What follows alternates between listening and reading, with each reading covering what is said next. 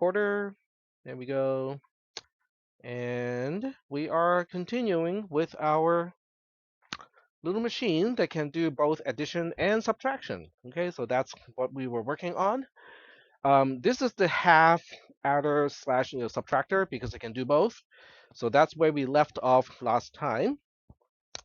So if we have a half something, you probably would imagine that we have a whole or full something because that kind of is implied.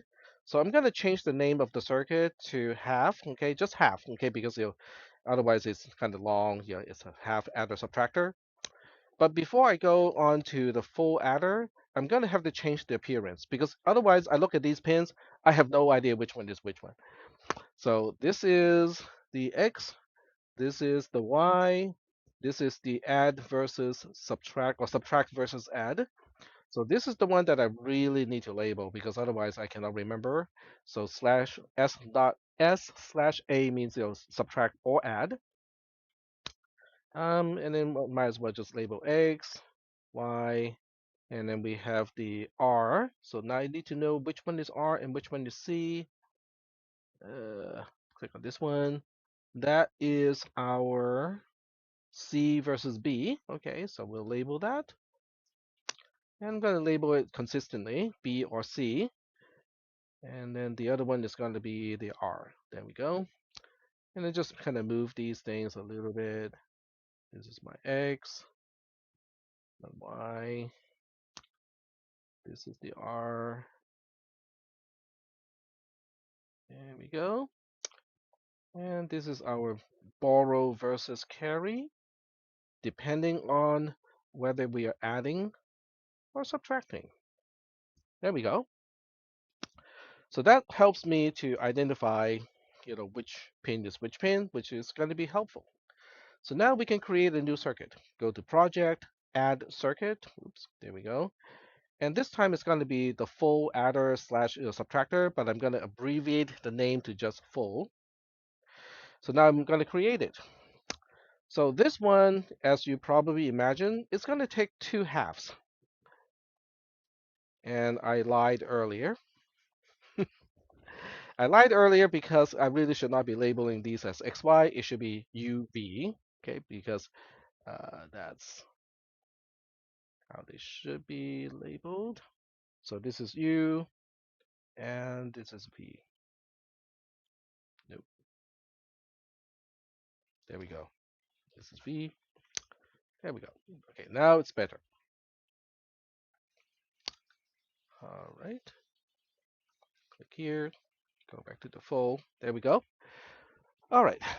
So for the full adder or subtractor, the inputs are actually X, I, Y, I. Okay, so we'll go ahead and have pins that are labeled as 1 bit of X, which is Xi, 1 bit of Y, which is Yi, and we also need Ki as an input. So we have Ki, and also a pin to say, are we adding or subtracting? Okay, so that's going to be the same label as SA. Okay, subtracting or adding, like so. Okay, the output of this thing would be either a borrow or a carry to the following digit. So that would be a K or T, or I should say T or K of I plus 1. And then it also has an output pin for the sum. So that would be either the difference or the sum for position I. There we go. All right. So first thing first, are we understanding what the inputs are and what the outputs are? In other words, don't worry about how we get the things, we get the job done. We are taking xi, yi, ki, and a specification of whether we are subtracting versus adding as the input, as parameters. And then we are going to output, if we are subtracting, it's called t of I plus 1. If it is subtracting, it is called d of I. If we're adding, it's called k of I plus 1. if we are adding, it is also called sum of I as opposed to d of I. So are we getting the idea?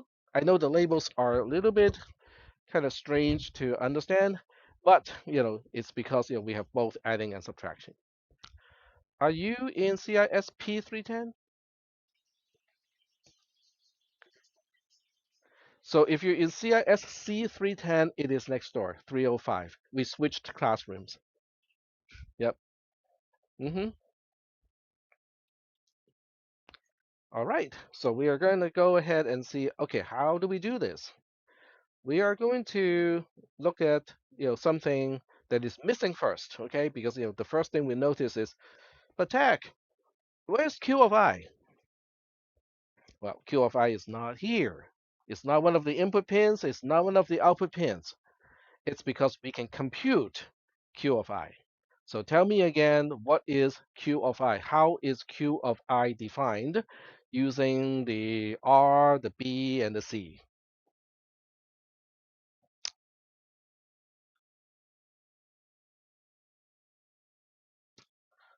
So Q of I is the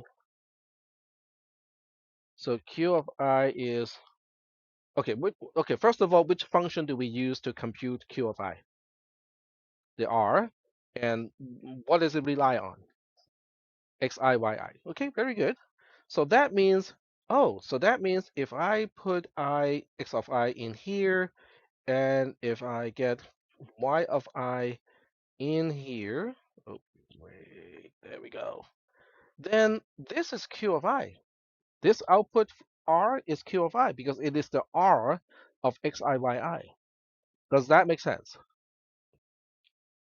All right.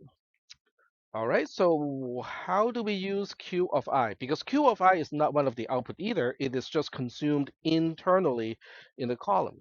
So how do we use Q of I? There are two ways to use Q of I. Let's just look at the difference, sum, and just look at it from that perspective. How do we compute the sum of a column? S of I is,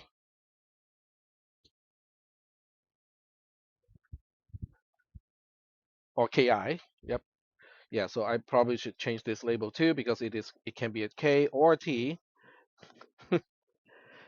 So we'll go ahead and I just want to make sure the labels are consistent with what they actually do. So there it can be one or the other.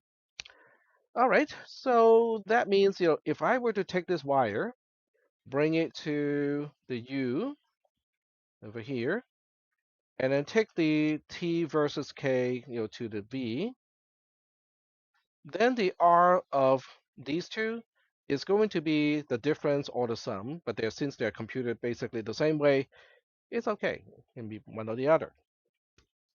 Does that make sense? Okay. From your perspective, if you really want to make this like extra clear what is going on here, you can optionally label this particular wire and go like, oh, okay, so this is actually our Q of I, except we don't really need to make a pin out of it because it is the result of the computation. Oh, this is not what I want. It's putting the Q of I, at a place where it's not exactly what I want. Okay, so we'll go ahead and do it one more time. Q of I, and then this time we'll place it next to the wire where Q of I is. There we go. All right. So we still have some dangling connections, right? Um, this is not used, but this one is easy, okay? Because this pin S for subtraction versus A for adding just needs to go to every single one of the half adder subtractor to tell both of them, are we adding or subtracting? So this one just kind of goes like, okay, I need to go here to tell the half adder or subtractor that we are adding, subtracting, or adding. And it also goes here to tell the other one whether we are adding or subtracting. So this one is pretty easy to figure out, but we still have some dangling here. Okay, we have this output dangling, and this output pin also does not know where it's coming from. So if you think about this as k of I plus 1, how do we compute k of I plus 1?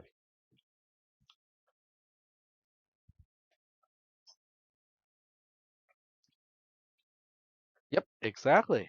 So we already have the C of XIYI is coming out of here. Okay, this is our C of XIYI. This is our C of QIKI. And what else do we need in order to compute K of I plus 1? You mentioned it already. You just have to remember what you said. We need an OR. Yep. So we need an OR. We go to gates, and then we go like, okay, we need one of these guys. And we'll make it smaller. Come on, smaller. And only two inputs, like so. And this time I did not arrange the diagram very nice. So it's going to get a little bit busy to read. It's okay. We got this. So now we have the OR of C of XIYI, and then the other side of the OR is the C of QI and KI. So the output of this is just your K of I plus 1. So yes, I did not route this very carefully. So it's going to look a little bit busy because I want to route it around so then there are not as many overlaps. So now this is called a full adder slash subtractor. Are we doing okay so far with this concept? In other words, we have just expressed the relationship between xy, q, k, s for addition, and also xy, q, t, d for subtraction. Addition and subtraction have exactly the same structure. The only question is, are we negating x first or not when we compute the borrow versus the carry? Are we good so far? Okay, all right. So if this is okay, then we can now construct the overall circuit. So the overall circuit, let's just make a 2 by 2, okay? So we're going to make a 2 by 2, which means we have 2 bits for the input, 2 bits for the output. So now we have x, but this x is no longer a single bit, it is 2-bit wide. And then we're going to have y, which is also going to be 2-bit wide. And we'll also have k of 0, which is only a single bit. So this is just k0. So you go like, but tech, in class, we always make k0 equal to 0. Why is this now an input pin? Well, we'll see the reason why when we try to build like a 4-bit by 4-bit adder and then an 8-bit by 8-bit adder. So we'll just kind of stick with your k0 being a 0 as an input pin for now. The output of this is going to be the sum. I'm going to have to change the label again because I forgot that it can be addition or subtraction. So now we have to say, oh, by the way, this is not necessarily just k. It can also be a t. Okay, but nonetheless, it is still just position 0. This is going to be the output of sum versus difference. So this is either difference or sum, depending on what operation we specify. But it's going to be 2-bit wide because the sum or the difference is going to have the same width as xy. Yep. Take away. Taking away. It's the same thing as a borrow, but I cannot use the b letter. Oh, there's one more pin, right? There's one more output pin, which is going to be our overall carry or borrow. So this is going to be either a borrow versus a carry, but for position 2 in this case. Are we doing okay so far with what inputs we have and what outputs we have? We are trying to perform a 2-bit by 2-bit multi-digit addition. So we need the two numbers, which are xy. The T versus K0 is something that I just explained a little bit earlier. We want to be able to stack these things. So that's why it has to be an input pin. The output is a difference slash sum, depending on we are adding or subtracting. And depending on whether we are subtracting or adding, the overall thing is either overall borrow or an overall carry. So that's the structure. So now the question is, how do we do this? And I'm missing one extra input pin, which specifies are we adding or subtracting. So now we have the same thing here, subtract or add as an input pin, because I have the same mechanism for both adding and subtracting. All right, so we're going to take two of the full whatever. Okay, we'll just, you know, oh, I forgot to put labels on the pins, so I cannot tell which one is which one. So this is X, this is Y. Okay, so we'll go ahead and label these in here. Hmm? Say again?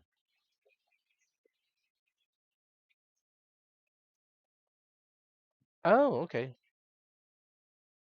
Control. Oh, I see what you mean. Okay, gotcha. So now we have X, Y, subtract versus add, and K. And then on the output side, we have the sum, the difference versus the sum. And then we also have K or T or K of I plus 1.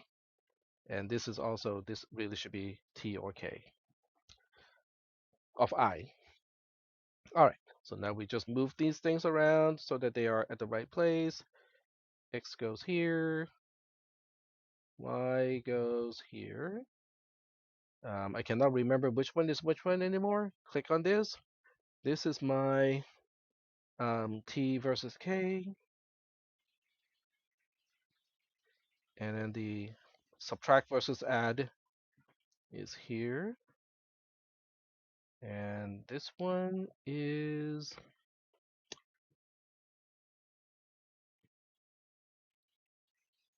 that's my difference versus sum.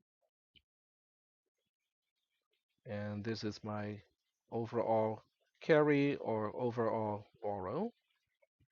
All right, so now it's easier to read. Let's go back here.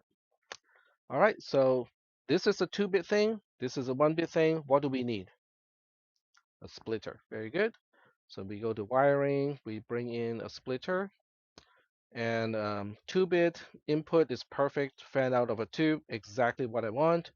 So we just need 2 or 3 of these. Okay, we need 3 of those. Oh, we just need 3, not 4. Um, we need 1 for X. We need 1 for Y. And we also need 1 in the opposite direction for the result. So that one goes here. All right. And we need 2 of these. So Control D, make a copy. We need 2 of those. All right. So now how do we wire up the thing? Well, let's hook up the merged end of the splitters first. Okay, those are the easy ones. This goes here. So draw a wire. Oh, they're too close to draw a wire. I did not know that I cannot do that. Okay. When they're too close, they won't let you draw a wire in between. Hmm? Say again? Oh, yeah, you can. Yep. All right, so this is x0. X0 goes to the first item, where x is. This is y0. It goes to the y of the first thing. And then t of 0 also goes to this one here. And then add versus subtract is going to be a multi-drop, which means it goes to the subtract versus add here. It also goes to the subtract versus add here. And then the bit 1, ooh, I might have a little bit of a routing issue or not. Cool. All right, so this is good. All right, so now we have to take a look at what about this thing here? What is the input of this particular carry? Where is it coming from? From the previous one. Very good. So which pin, which output of the previous one would go to whatever I'm pointing at this point? I plus 1, right? Yep. So this I plus 1 is referring to the next column. And the next column is, ooh, this is, we have a little bit of a problem here. Hmm? Now I can just pull this one over a little bit. Then I can just get rid of that. And then I get rid of that.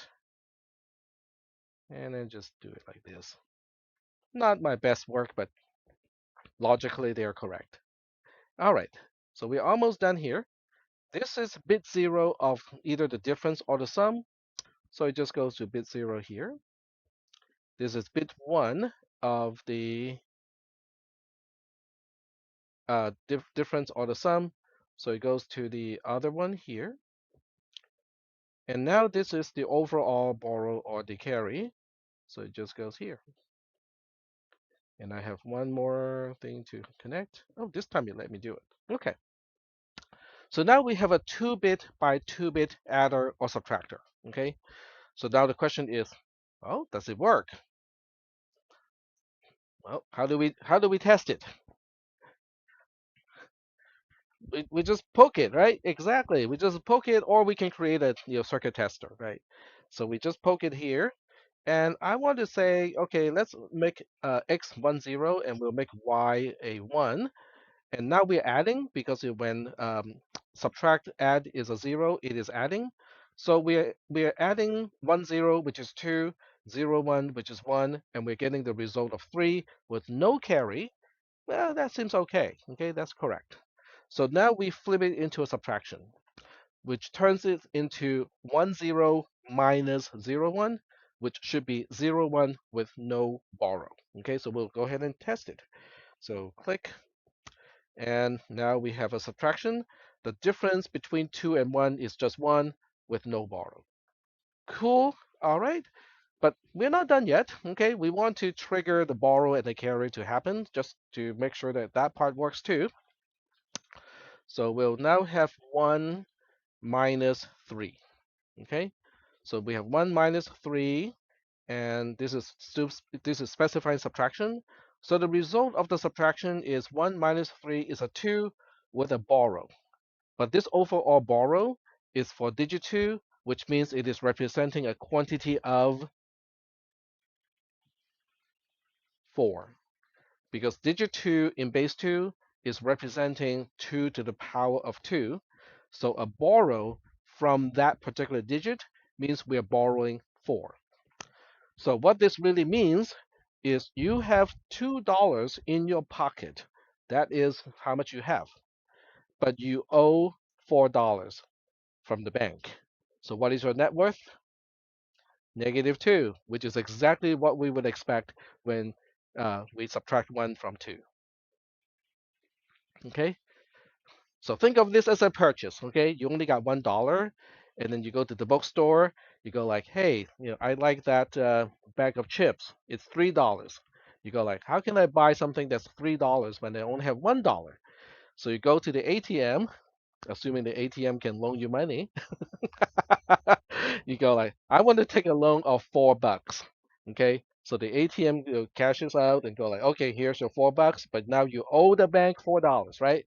So you take your $5, you go to the bookstore again and go like, oh, I want to buy that bag of chips, which is $3, right? So you got $5 to begin with. You buy the chips for $3. You have $2 in your pocket. You go home pretty happy because you think, hey, I got chips to eat and I still have $2 in my pocket. And then at the end of the month, the bank sends you a statement and go like, hey, you owe me $4. And if you don't pay now, I'm gonna charge you interest. Are we understanding the concept of borrow? Yes? Okay. So it would seem to me the circuit is working fine. Okay. Turn it to addition. So when we turn this to addition, what does it mean? Well, we are adding 1 to 3, which is a 4. But we only got 2 digits in the sums, which cannot represent the quantity of 4, but we have overall carry. So when we switch this around, this is exactly the result that I'm expecting. Because a 4 means, oh, we cannot use the sum to represent the 4, but the carry, the overall carry at position 2 is representing, oh, by the way, you there's an overflow of 4, okay? Because your wallet can only store up to $3. So when it overflows, you have to go to the ATM and go like, I'm depositing, the overflow, which is $4 in this case. All right, so it does seem like the circuit is working. This is going to help you tremendously in today's lab because what your lab is involving is making a 3 by 3 adder. You don't even need to take into consideration that we might be doing subtracting. You're just adding in today's lab. Okay.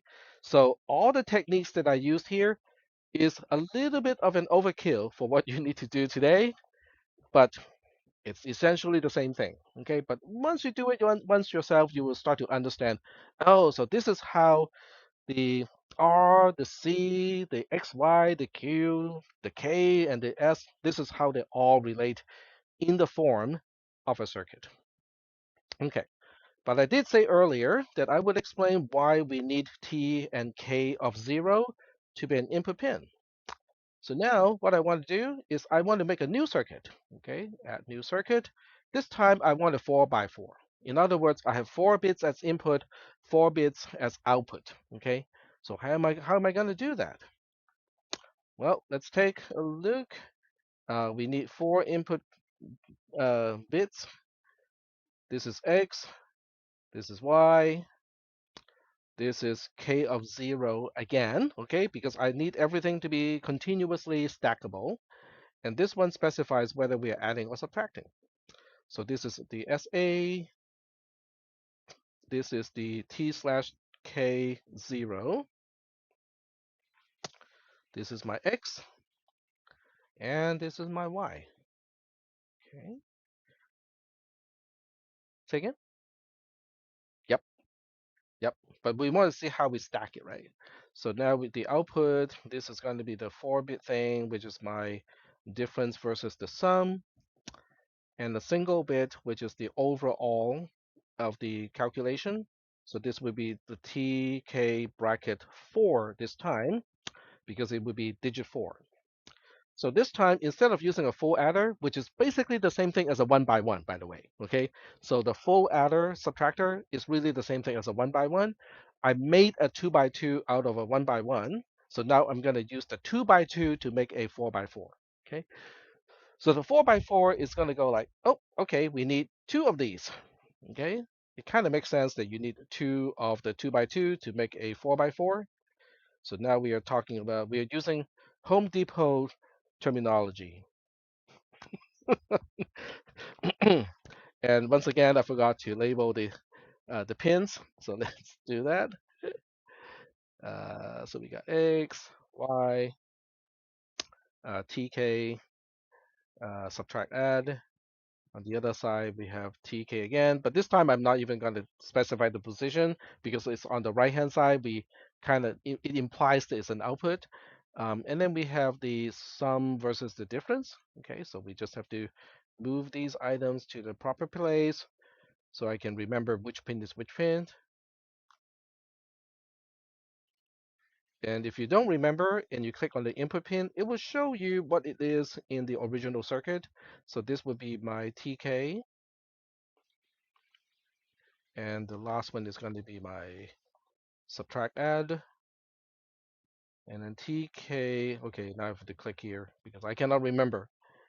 This is my TK, and then the top is going to be my difference versus sum. There we go. Okay, so now I can go back to my 4 by 4 because it's just a whole lot easier to make the connections. So once again, I need splitters because this is a 4-bit thing. This is a 2-bit thing, so I need a splitter to do it.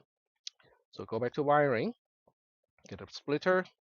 But this time the splitter needs a bit width of 4 because the merged end has to connect to the input pin, which has 4 bits. So 4 is good. Make 3 copies of those again. There we go. This one goes here. I have to change the facing. So make it face west, like so. This one goes to X. This one goes to Y. So you can go like, hey, this is kind of what we did earlier. Yep, that's almost exactly what we did, except all the wires have 2 bits now instead of 1. So this goes to the X here. This would go to the X of the other one. And then this would go to the Y of this one. This would go to the Y of the other one. This would go to the TK of the first one. And then the add versus subtract goes, they both go here, like so, and like so.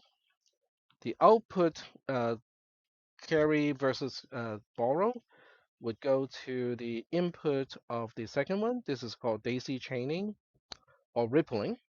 One of the you can use both terms. And then we just need this to hook up here. The first 2 bits of the difference or the sum goes to bit 0 to 1. The second one goes to bit 2 to 3. Come on. There we go.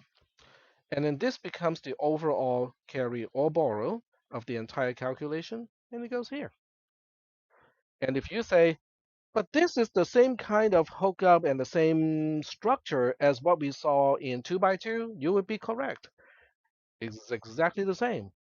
So if you want to make an 8 by 8, it would be about the same, okay, except you'll be using the 4 by 4 as components to make an 8 by 8. So are we kind of getting the understanding of why we have K0 as an input? Yes? Okay. So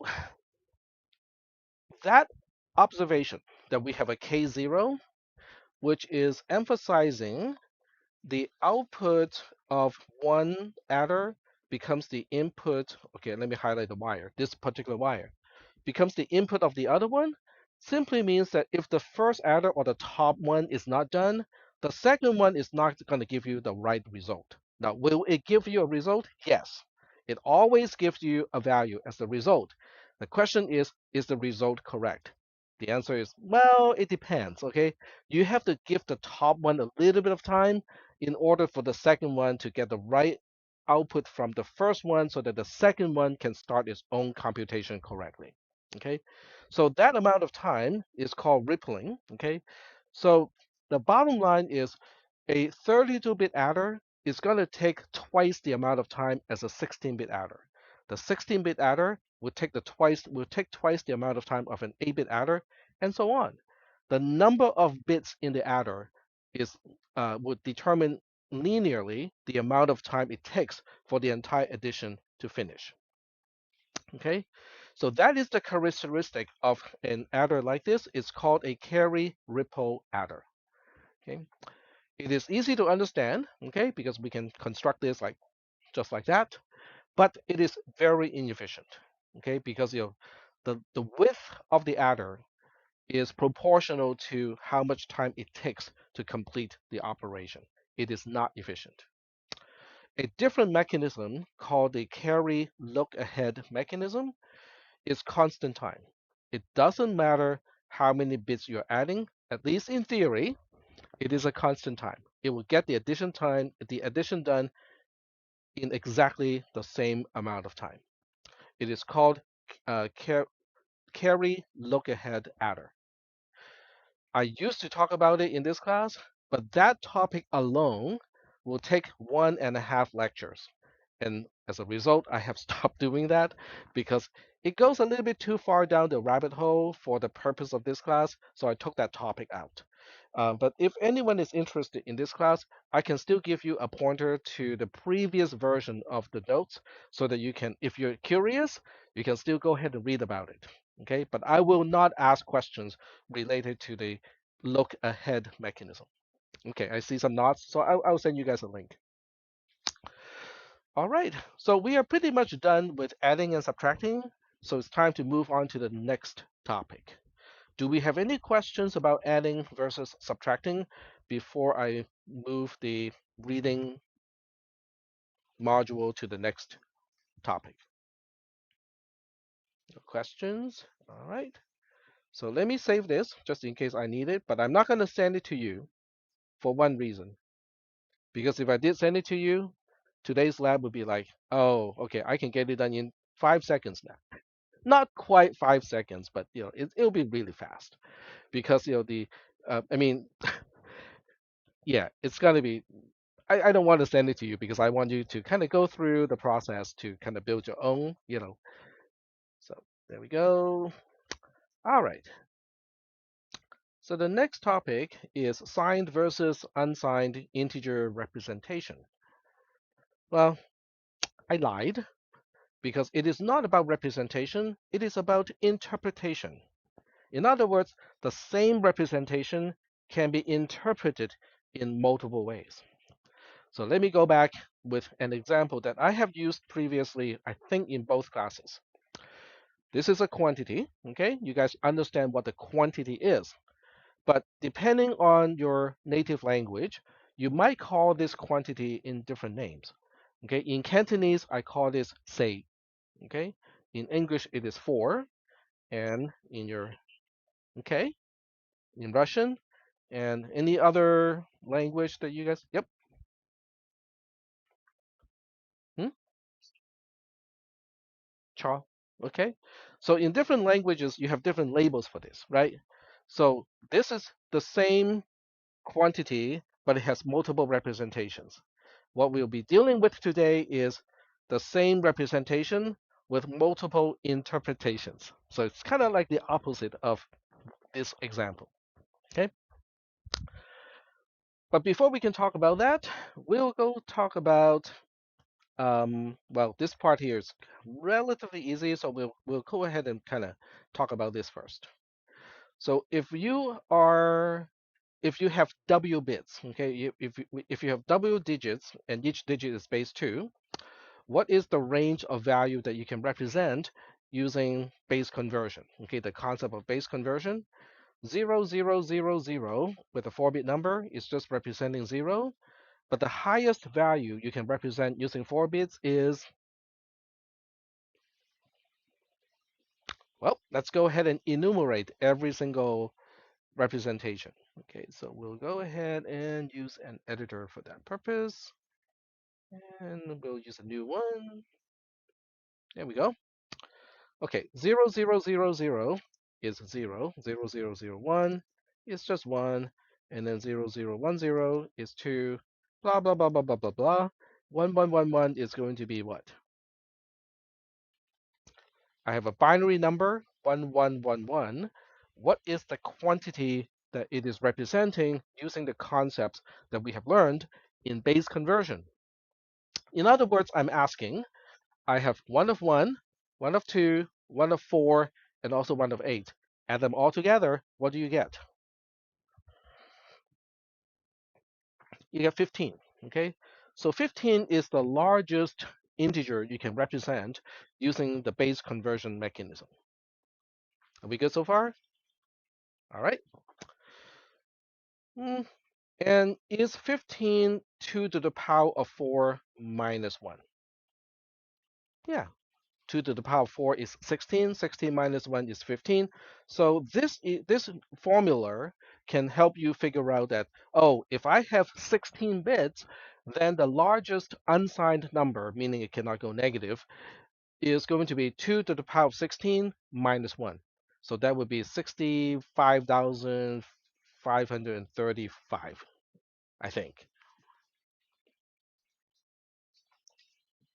Okay, well, don't trust me. Let's go figure out. What is the largest unsigned integer of a 16-bit number? Yep, exactly that. 65,535. All right. Now, why is this useful? Because I always have people asking, why do we need to learn this? Why is it useful? Or when is this going to be biting you? When you run out of what a what an integer can represent. Okay, You go like, but we don't use 16-bit numbers these days, Tag. We use 32-bit and 64-bit numbers. Well, you can still run out. Okay, you can still run out. Hmm? Oh no, more than that. Way more than that. What you said, 2 billion something, is a signed 32-bit number. A 64-bit number is 2 to the power of 64, the whole thing minus 1, which is really a huge number. But you can still run out in certain kinds of calculation because if you need to perform the square of a 32-bit number, you automatically end up with a 64-bit number already. So that means if you need to do any type of square operation, then you run a pretty high risk of running out of digits for an integer. Okay.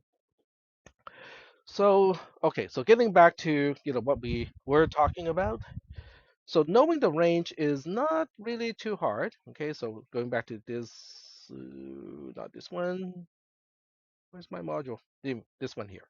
So getting back to here, it is not too difficult. But how do we want to represent 19?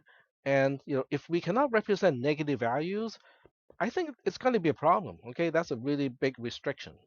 So to do this, the first thing we want to do is to understand the concept of congruent modulo n. Okay, so right here we have some mathematical notation, and as I usually recommend people to do it, put all the definitions in one place in your notes. Okay, you can do it in class, you can do it after class, but it really helps to put all the notations in one place so that when you need to refer to the notations, you go like, oh, okay, all the notations are here. It's easy to find the notations. This is the default notation to say that A is congruent modulo n with B. Or you can say A and B are congruent modulo n. Okay? And then my notation, which is a little bit more compact, is to use A and B are congruent modulo n. Okay? It still doesn't tell you what congruent modulo mean. Okay? It's just a notation. Okay, so these two are really just notations. Instead of using the words to describe congruent modulo n, I just use the symbols to mean that. What exactly does it mean? This is exactly what it means. It means if A and B are congruent modulo n, then we can find Ka, Kb as integers, which means they can be positive or negative or zero. And we can find v, that is a natural number that is between 0, but it has to be less than n. Okay, so those are the constraints. Okay, so if you can find Ka, Kb, v that meets all the constraints, then we can say A and B are congruent modulo n. That's a whole lot of abstract mathematical concepts. Okay, so the next thing we want to do is to go like, can we have some examples? Sure, absolutely. We can have some examples.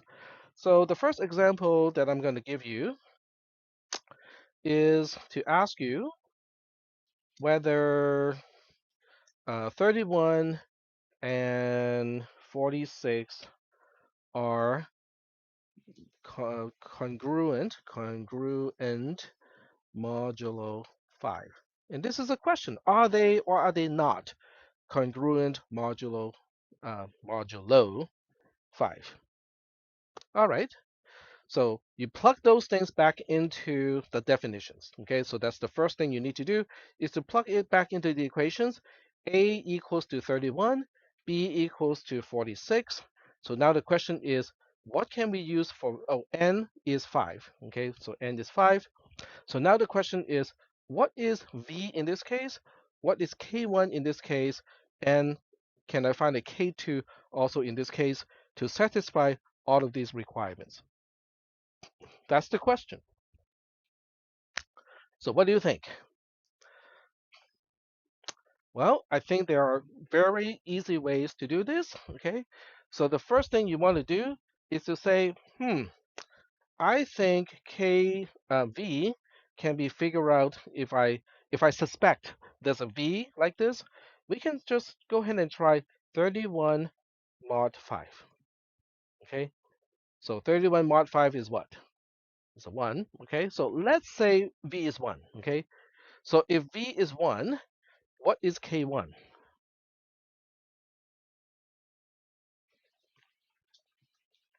So k1 is going like this. 31 is basically 1 plus k1 times 5. So what is k1 in this case? It will be 6. Okay, this is algebra. You use algebra to solve the k1 is a 6. And now can I solve for k2, which is also 1 plus, but this time k2 times 5. What is the k2 in this case?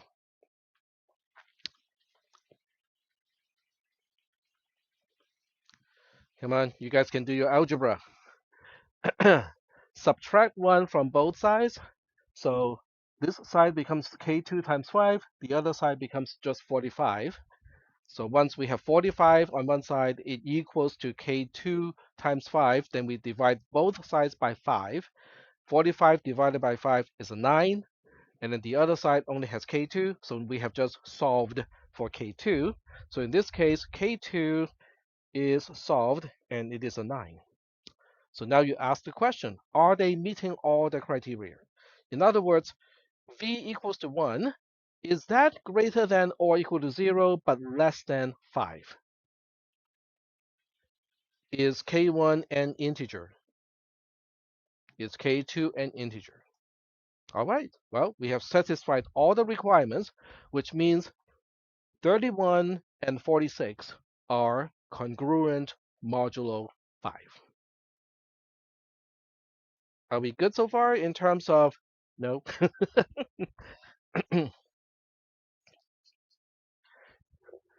Correct.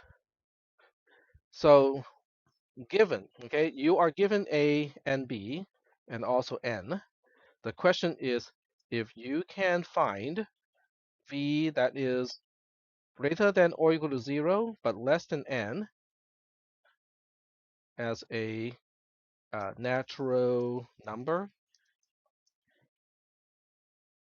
K1 is an integer, K2 is an integer, such that A equals to B plus K1 times N and B equals to V plus K2 times N, then A and B are congruent modulo N. Mhm.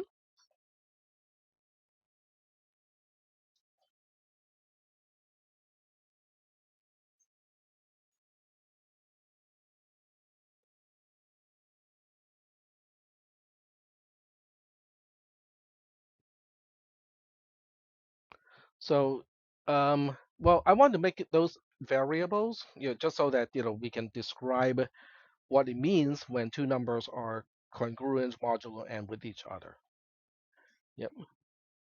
Huh? Such that. Sorry. Such that. Yep, this is kind of math talk, because in math classes, they would use such that quite a bit. Um, you don't like what? You don't like proofs. Ah, proofs are actually important. Okay, the same mental exercise that you have to do with proofs is actually important because it is also you can use the same train thoughts for debugging programs. Yes.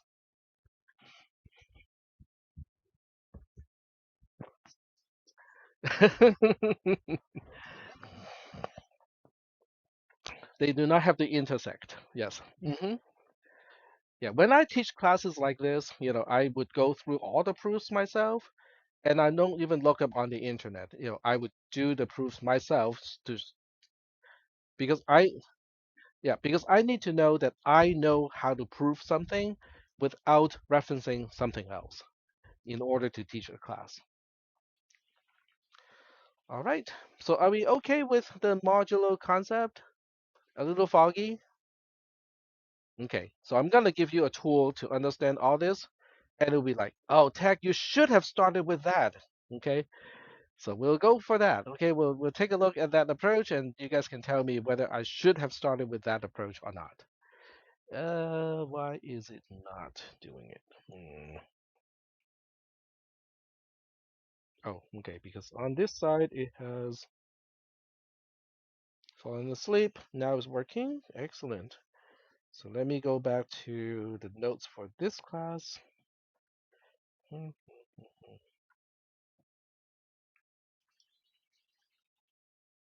There we go. All right. So one easy way to really look at this is like this. Okay. Where's my stylus? Right here. Okay. And we'll take away the. We'll just make this visible. Take that away. That's from the previous class. All right. So the quickest way to understand, congruent modulo n, which is really a sounds like a really difficult concept, is to draw a circle. Whatever n is, okay, in our example, n equals to 5, right? So we'll just go ahead and write down n equals 5. Then you break the circle into 5 slots, okay? And you number the slots. You go like, okay, this is 0, 1, 2, 3, 4. V can be one of these 5 values, okay? So 0, 1, 2, 3, 4 are V's. So you go like, okay, so if I have a hand or a needle and I turn clockwise, it would be 0, 1, 2, 3, 4, and then 5 is going to be at the same place as the 0. Okay, so you go like, okay, so 5, 6, 7, 8, 9, and we got 10, 11, 12, 13, 14, etc., etc., etc. Okay, so now the question is, if you keep doing it like this, where is 31 going to land on? Which slot or which tick is it going to be landing on? The one. Okay, so 31 is going to eventually end up here. Now, if you don't believe it, you can do all that counting yourself. Go around 6 times and you go like, oh, okay, 31 is really there. Okay, what about 46? Same spot, along with 51, 56, and so on, right? So is that better? Yep. Hmm? Well, this is very related to computers. Why? Because the, this is related to computer science for two reasons. One, the integer type in Cisp 360 has a fixed width, which means you only have so many slots in a circle. Now, you have a huge number of slots. Okay, for 32-bit number, there are 4 billion something slots. And then for 64-bit numbers, it will be like 2 to the power of 64 number of slots. But it is still finite, right? Which means eventually you add 1 to a particular really large number, you get back to 0. It wraps around because everything is going around in a circle. Is that okay? So to illustrate that point, that everything has to wrap around at some point, I will present a really stupid program. Sometimes it is the most stupid and most simple programs that will give you the best illustration of things. So I will present to you bad loop. I have it already done because of the Tuesday, Thursday class. So look at this code here and tell me what's wrong with that code. I don't really care about what it does. I just want to know whether it's supposed to exit or not. It's an infinite loop. Why is it an infinite loop? Because x started off with a value that's already greater than 3, right? Which makes it true, we enter the loop. But the only thing the loop is going to do to x is to make it even larger, which means it continues to be greater than 3. So if you present this to a mathematician, the mathematician will go like, oh yeah, this is going to be an infinite loop. It's not going to exit. You will never, ever get to the return zero statement to get out of this particular program. Okay, let's run it.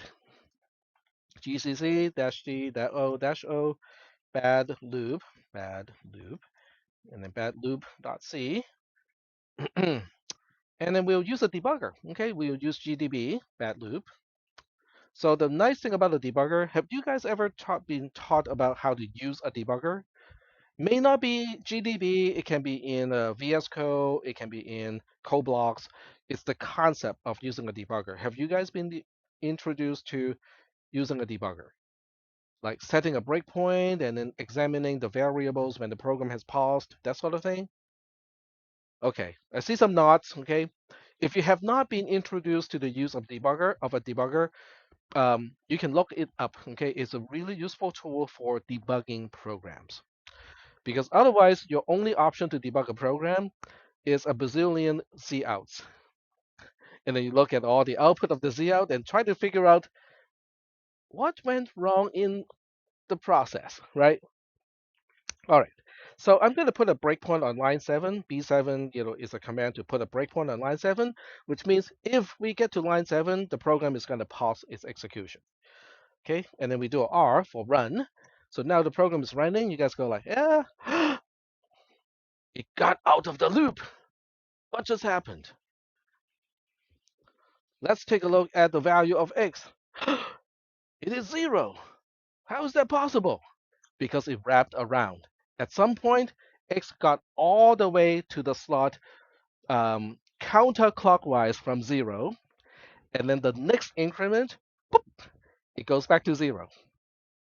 That is why congruent modulo n is a useful concept, because it's basically telling you, oh, it just goes around and around and around.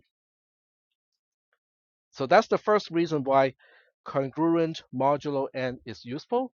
The other concept related to this that makes it useful is, oh, what about numbers that are, or values that are negative? So in this picture, we can see that if we go clockwise, we go from 0 to 1 to 2 to 3 to 4 and then to 5. And then if we continue to go in the clockwise fashion, we go to 6. In other words, going around in the clockwise fashion is incrementing. Okay, we're adding 1 to the value. So that means if we go counterclockwise, we are decreasing the value, right? Well, it is kind of obvious because you can see 14 is here, 13 is counterclockwise by 1 slot, 12 is counterclockwise by another slot, then we got 11, we got 10, blah, blah, blah, and then eventually we wrap all the way back to 0. So now the question is, what if I don't stop here? What if I continue to go counterclockwise by another slot? What should I get? -1.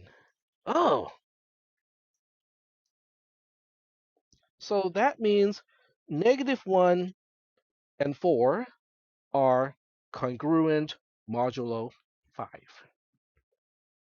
Is that concept okay? All right. Because in the case of -1 and 4, k1, if -1 is to figure out k1, it is just -1. K1 is -1 in this case, and then 4 has k2 being 0 when n is 5. Does that make sense?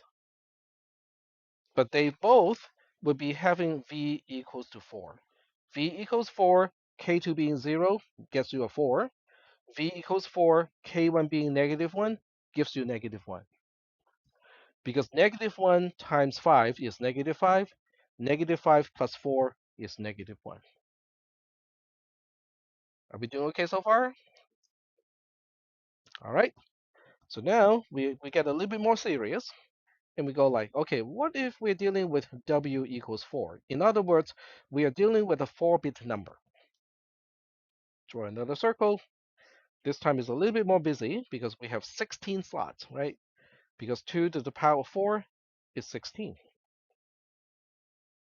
Okay, there we go. So I'm going to label some of these slots here, but not all of them, because otherwise it's going to take too long. So this is 0, 0, 0, 0. This is 0, 0, 0, 1, 2, 3, 4, 5, 6, 7, 8. Okay, we'll put the 8 here. 9, 10, 11. Well, we'll put the 11 here.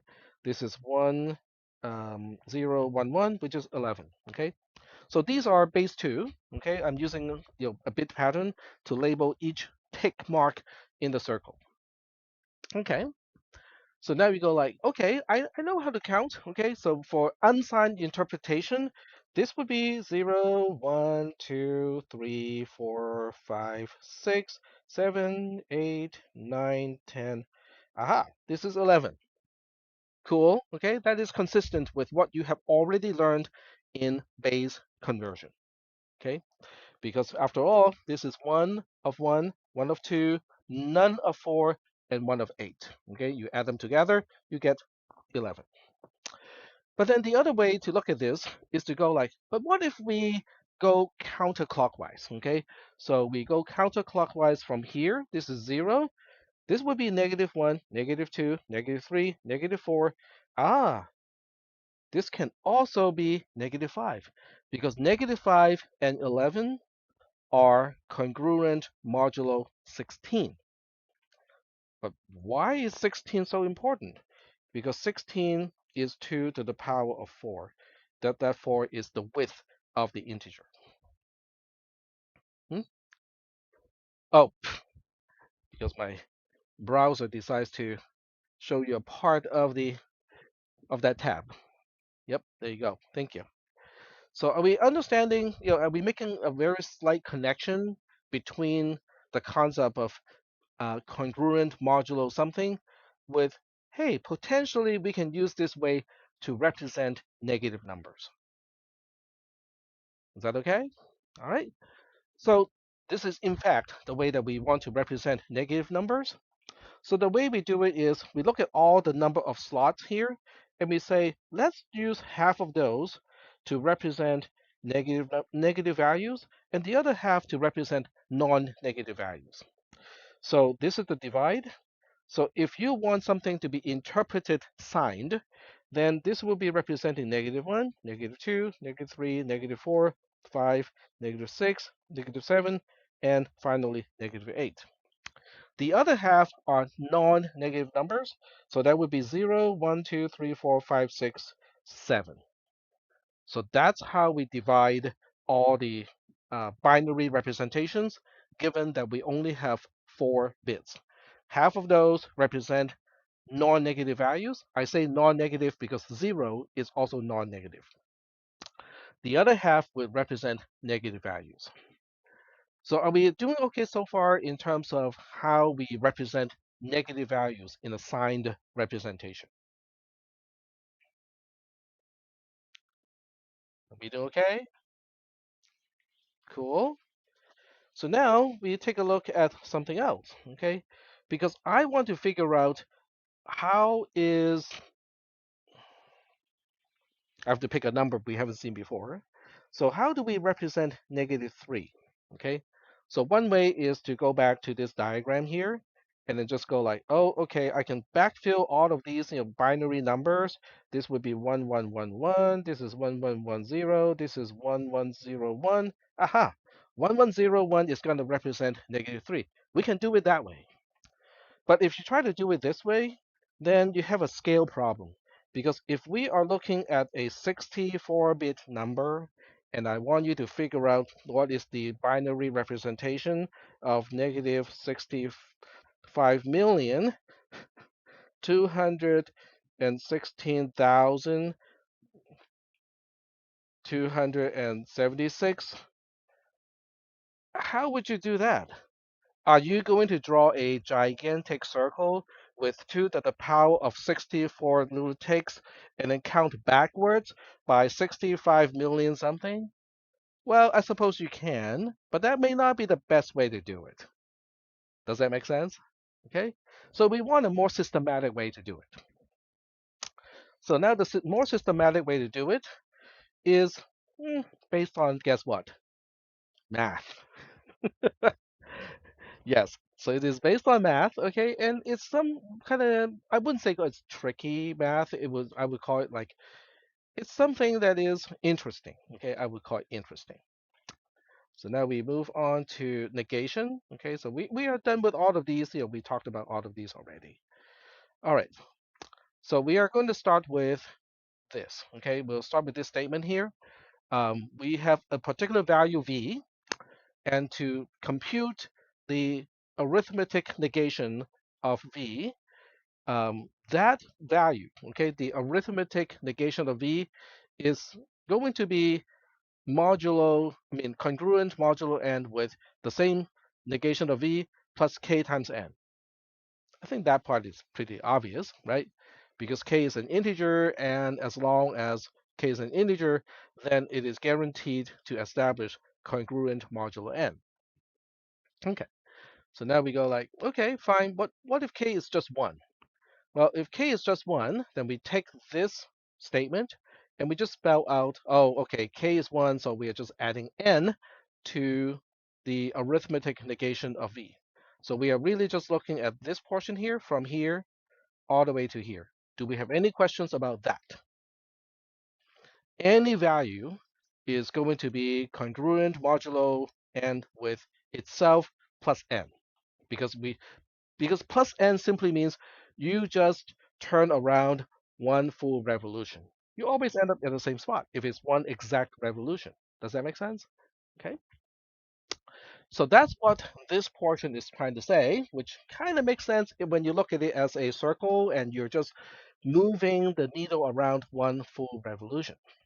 So now we focus on the second part. So the second part starts from here and it ends over here. And you can notice that this is a real just equal. Okay, so we'll figure out why it is just an equal. So we are now saying the arithmetic negation of v plus n is the same thing as the arithmetic negation of v plus n minus 1 and then the whole thing plus 1. You go like, Tack, what is this? You're making things more complicated than it has to be. It was nice and clean as n. Now you say it is n minus 1, and you have to use parentheses when they're not needed to say that, oh, let's emphasize that we subtract 1 first, and then we add 1 back to it. It's like, that is awfully inefficient, okay? But there's a reason that we are doing this. Oh, but wait, there's more. So now we move our starting point from here, and then we say, this whole thing is equivalent, is exactly the same. This is not even saying it is congruent modulo. This is actually just equality. Okay, it's the same as this. Are we? Is that okay with you guys? The arithmetic negation of v plus n minus 1 the whole thing plus 1 the whole thing is really the same thing as n minus 1 the whole thing minus v, and then take that whole thing and then add 1 to it. And people would say, yes, and the parentheses are not even needed here. You would be correct. Okay, but there's a reason why I do it like this. Okay, so the bottom line is we have just established that the arithmetic negation of v is congruent modulo n with this whole expression here, n minus 1 the whole thing minus v plus 1. Are we doing okay so far? Okay. So most of this is algebra with a tiny little bit of congruent modulo n kind of thrown into it, but it's a relatively simple one because we just move the needle around by one full revolution, so we end up in the same spot. Okay, so that part is fairly intuitive. So now what do we do? Now we say, okay, but n is not just anything, because when you're dealing with base 2 number, the total number of things you can represent when you have W bits is 2 to the power of W. We just established that earlier in the class, and also in base conversion. That is, it's not directly shown in that case, but I think we kind of understand why n equals to 2 to the power of W. Is that okay? All right. So when n is 2 to the power of W, a power of 2, then n minus 1 has a special property. Let me say that one more time. when n is 2, when n is a power of 2, then n minus 1 has a special property. In base 2, it'll be all ones. Now, can we look at some examples, right? So when w equals 4, then we have n equals to 16. 16 minus 1 is 15. 15 is represented as 1, 1, 1, 1 because it is 8 plus 4 plus 2 plus 1. They're all ones. When w is 8, okay, then you have 2 to the power of 8, which is 256, minus 1 is 255. But 255 turns out to be 128 plus 64 plus 32 plus 16 plus 8 plus 4 plus 2 plus 1. You have 8 ones to represent the quantity of 255, which turns out to be 2 to the power of 8 minus 1. Is that okay? So why is it special? It is special because when you subtract a bit pattern from a power of 2 minus 1, it is a special thing. Okay, so let's take a look at 1111 minus whatever number. Oh, okay, I forgot to switch the tab. Thank you. So it's this one. So we're looking at 1111 minus, let's just say 0110. Okay. So in this case, I don't have to go through the whole X, Y, Q, T, D thing because there's no chance I can end up with a borrow anywhere. Why can't I end up with a borrow? Because all the x's are ones. So when you look at b of x something, when you look at b of 1 and then whatever here, that is guaranteed a 0. But not only that, we are also guaranteeing that, um, well, okay, so this is one observation. We are also guaranteeing that all the t bits, t of I, has to be a 0, which then guarantees, okay, this is what we really want. Okay, we know that t of I is going to be a 0. So that means we can kind of shortcut this. 1 minus 0 is a 1. 1 minus 1 is a 0. 1 minus 1 is a 0. 1 minus 0 is a 1. Oh, look at this. This is x, this is y, this is d. What is so special about y versus d? It is a bitwise knot of each other.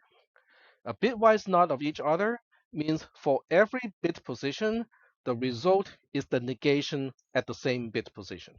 So if a bit position starts with a 0, it becomes a 1 at the same position.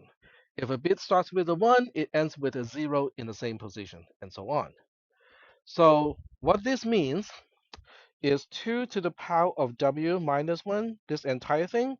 In binary, this would be all ones. If you subtract a bit pattern from this thing, which I will call y because it's consistent here, then you get tilde y. Tilde is an actual operator in C++. It means bitwise knot. It means exactly what we are seeing here on the screen. Every bit position gets the 0 and the 1 flipped. Yep. Is that okay? So bitwise knot is a pretty easy operation because inside the processor, it just involves a bunch of NOT gates, so it takes almost no time to compute. It's a very cheap operation from the computer's perspective. So how is this useful in our context? So when we go back, sorry, it means, so the idea of doing this is here. It means when you have 2 to the power of 2 to the power of w minus 1, the whole thing minus v, it becomes the negation of v. So now we take this entire thing and say, oh, we don't have to do 2 to the power of w, subtract 1 from it, and then subtract v from it. We can instead just flip all the bits of v. Something that was a 0, if a bit position was a 0, turn it into a 1. If a bit position was a 1, turn it into a 0. It's a very inexpensive operation that does not even involve addition or subtraction. So this entire thing is called 2's complement because 1's complement is basically saying, 2 to the x, which is bitwise not of x. So 2's complement is defined to be 1's complement plus 1. But 2's complement as an operation is doing exactly what arithmetic negation is doing. Okay? So we are going to take a look at an example. In fact, we're going to use an example that's already in the super note. All right, so we're going to look at this thing here. So we are saying, okay, what is the arithmetic negation of 6? And we go like, according to what text said, it's the same as the 2's complement of the binary representation of 6, which is 0, 1, 1, 0 in base 2. This is my claim. So now we go like, okay, let's go ahead and expand 2's complement. It becomes 1's complement of the same bit pattern plus 1. But 1's complement is really just flipping the zeros and the ones. So it becomes 1, 0, 0, 1 in base 2, and then the plus 1. So this becomes 1, 0, 1, 0 in base 2. So what this really ends up saying is negative 6 is the same as 1, 0, 0, 1, 0, 1, 0 in base 2. Or I should say negative 6 and 1, 0, 1, 0 are congruent modulo 16. Okay, but is that really the case? Well, let's go back to the circle and try to figure that out.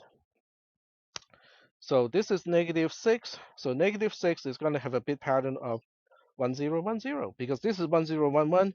So it makes sense that negative 6 has a binary bit pattern of 1, 0, 1, 0. So it checks out. Yes. Yep. Absolutely. Nope. Too much. There we go.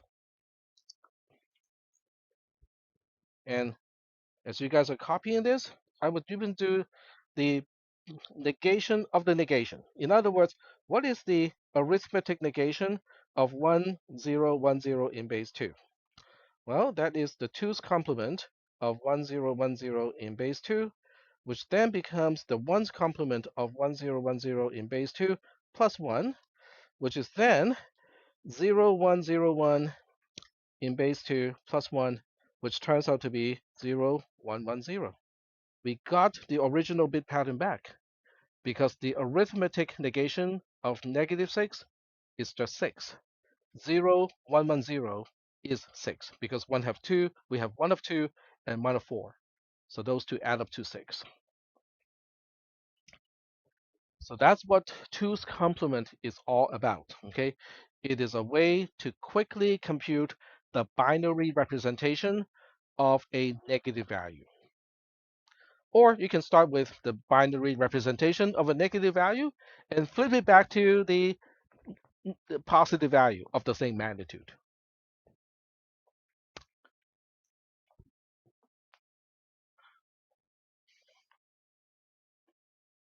You're really adding 1.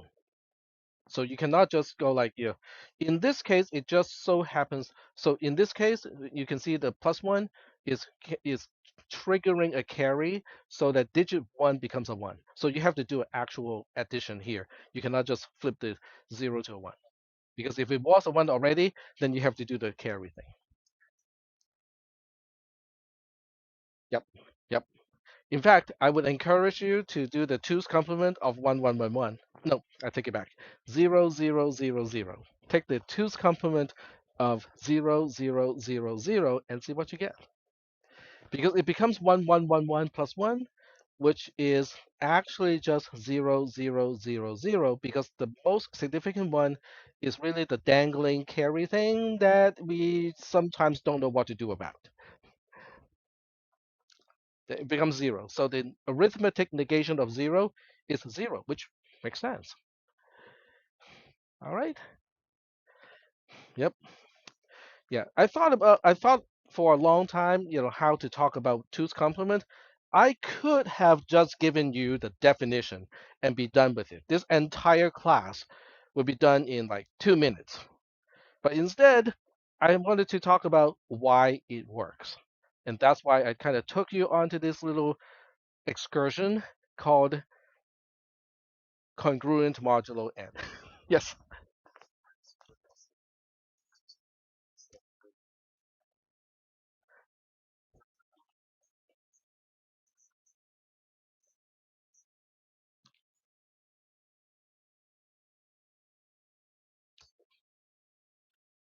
And then add one. Yep.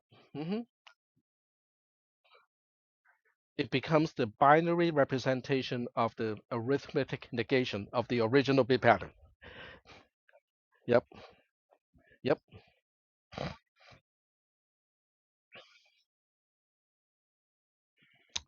Um, that's a very good question. I really cannot remember how I figured it out. So when I was taught this, people just told me, oh, just you to take choose complement, and by definition, it is this. Okay. They never explained to me why it works. So I think I just kind of gradually figure out it's like, oh, okay, this is how it works, but how do I express it? Well, turns out, the congruent modulo, concept is really handy to help explain this. But you can see, this is subjective. Okay, some professors, only teach you the definitions, what we know works already. Don't ask me why it works. I cannot teach like that. Okay, I really need to know why and how something works. I cannot just say what works. I have to also figure out why it works and how does it work. So that's just me, okay? And this way of teaching, works for some people. It doesn't work well with some other people. Um, I think it's a training. Um, the tr- the way of thinking about this is really just a way of how to reason things out. Okay, I'll give you an example. AI, okay, GPTs, okay.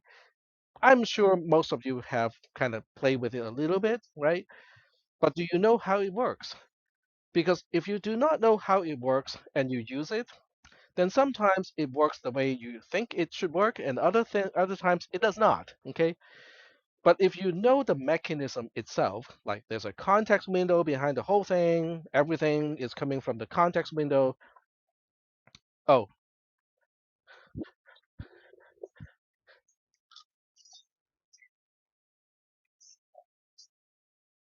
um, oh shit.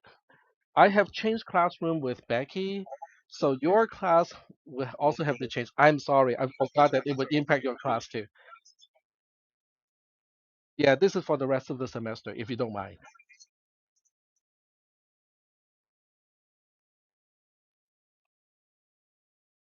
No, just for this class.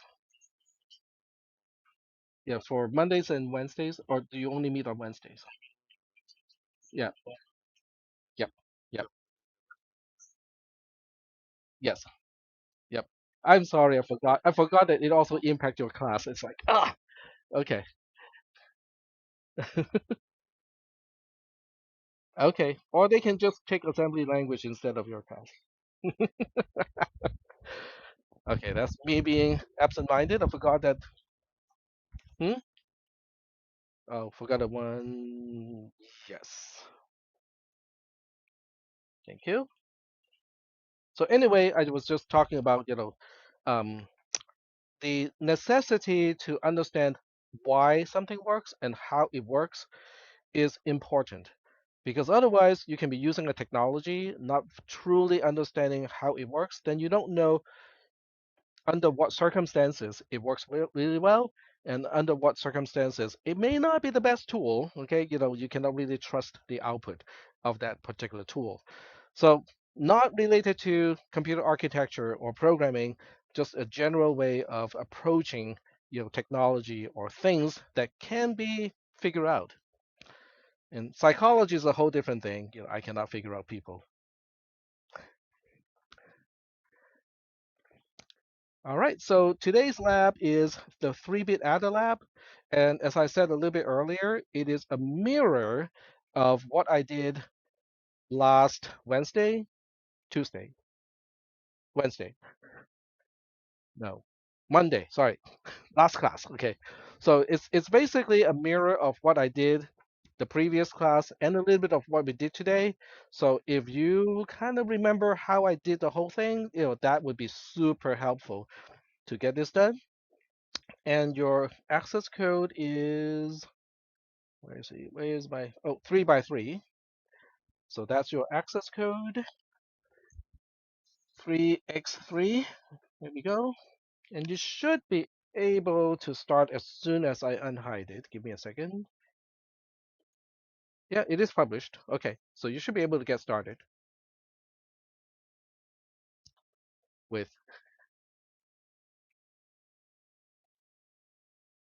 oh, Java is not installed on this computer? Say again? Ah, okay. Hmm? I know there are workarounds. Well, crap. Well, okay, there's an easy way to, okay, the long solution, I will talk to the lab tech so that it will be installed here. I do think they're all installed in STEM 301, so we can all kind of move to STEM 301 if you don't mind, and I'll be there, to help you in STEM 301. Is that okay? I'll give you, in fact, what I'll also do is I'll give you the rest of the day to do this. So this way, if you want to do it in STEM 301, I will be there in STEM 301 until the end of the lab time, but it won't be, you don't have to turn in anything until the end of the day. So how does that sound? Okay, all right. So let's do that. Sorry? All right. Yeah, I don't have, you guys do not have the rights to install anything. So that's kind of the problem. You can, there are ways to get it to work, but it's not easy. You have to kind of know how to use the command line, how to specify the path to the executable and stuff like that. But it can be done, it's just not easy. So I'm going to turn this to the end of the day. And I'll turn off the IP filter too, so this way um, you won't be blocked if you do it later today, like at home. All right, little logistics issues. And then remember to turn off the IP filter. There we go. All right, so the problem will be fixed by next Monday. Yep,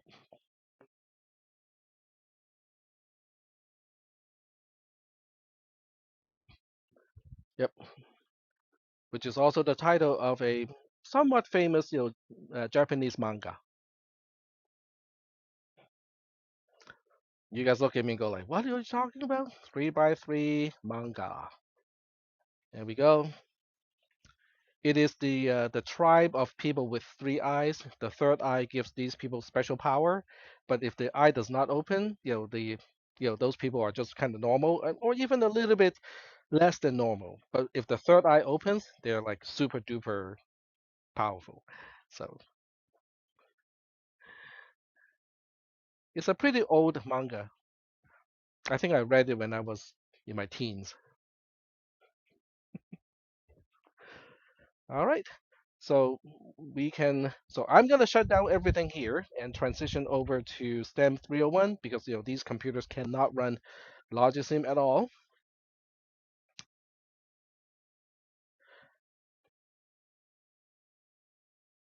Yeah, that's a bummer. I thought they installed the same kind of software on every single workstation. No, that is not true. Hmm. All right.